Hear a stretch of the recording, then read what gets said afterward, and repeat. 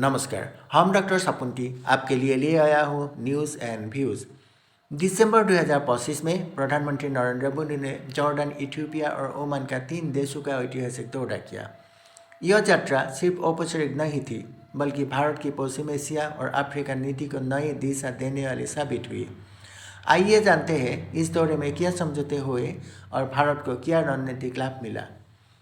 प्रधानमंत्री नरेंद्र मोदी की पहली यात्रा थी जॉर्डन की, जो भारत और पश्चिम एशिया के बीच एक अहम कड़ी है।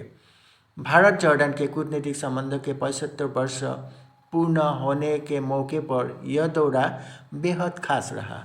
प्रधानमंत्री नरेंद्र मोदी और जॉर्डन के राजा किंग अब्दुल्ला द्वितीय के बीच द्विपक्षीय वार्ता हुई। रक्षा सहयोग, आतंकवाद विरोधी रणनीति और खुफिया सूचना साझा करने पर चर्चा हुई। उर्वरक, फार्मा, आईटी और शिक्षा में सहयोग बढ़ाने पर सहमति हुई। भारत जॉर्डन के बीच ऐतिहासिक और सांस्कृतिक जुड़ाव, योग, आयुर्वेद और पर्यटन को बढ़ावा देने पर जोर दिया।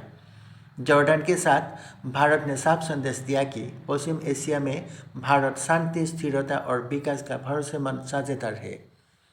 इसके बाद प्रधानमंत्री नरेंद्र मोदी पहुंचे अफ्रीका के प्रमुख देश इथियोपिया। यह यात्रा भारत अफ्रीका संबंध के लिए मील का पत्थर साबित हुई। दोनों देशों ने रणनीतिक और आर्थिक सहयोग पर जोर दिया। भारत इथियोपिया संबंधों को रणनीतिक साझेदारी का दर्जा, शिक्षा, डिजिटल इंफ्रास्ट्रक्चर, कृषि और क्षमता निर्माण में सहयोग, संयुक्त राष्ट्र शांति अभियानों में साझा प्रशिक्षण। इथियोपिया ने प्रधानमंत्री नरेंद्र मोदी को अपना सर्वोच्च नागरिक सम्मान प्रदान किया। यह सम्मान भारत अफ्रीका दोस्ती और प्रधानमंत्री मोदी की वैश्विक भूमिका का प्रतीक है। यह सम्मान दिखाता है कि अफ्रीका भारत को एक विकासशील नहीं बल्कि नेतृत्वकर्ता शक्ति के रूप में देख रहा है। 3 देशों की यात्रा का अंतिम और सबसे अहम पड़ाव था ओमान। यहाँ भारत ने एक बड़ा आर्थिक और रणनीतिक कदम उठाया। भारत ओमान CEPA समझौता यानी कॉम्प्रिहेंसिव इकोनॉमिक पार्टनरशिप एग्रीमेंट पर हस्ताक्षर।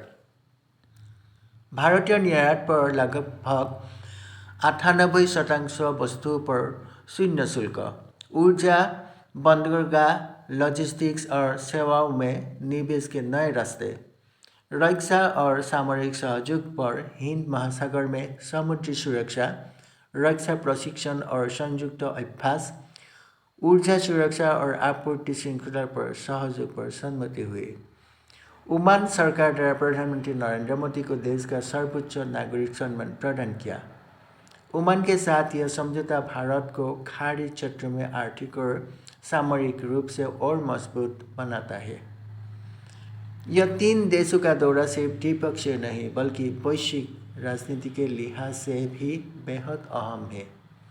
पश्चिम एशिया और अफ्रीका में भारत की मजबूत उपस्थिति, चीन के प्रभाव को संतुलित करने की रणनीति, वैश्विक दक्षिण यानी ग्लोबल साउथ के आवाज के रूप में भारत की भूमिका, व्यापार, शांति और स्थिरता पर केंद्रित विदेश नीति का रणनीतिक संदेश है। जॉर्डन को ऐतिहासिक मित्रता, इथियोपिया की रणनीतिक साझेदारी और ओमान के साथ ऐतिहासिक व्यापार समझौता। प्रधानमंत्री नरेंद्र मोदी का यह 3 देशों का दौरा भारत की वैश्विक ताकत को नई ऊंचाई देते हैं। आज के लिए इतना ही है। धन्यवाद।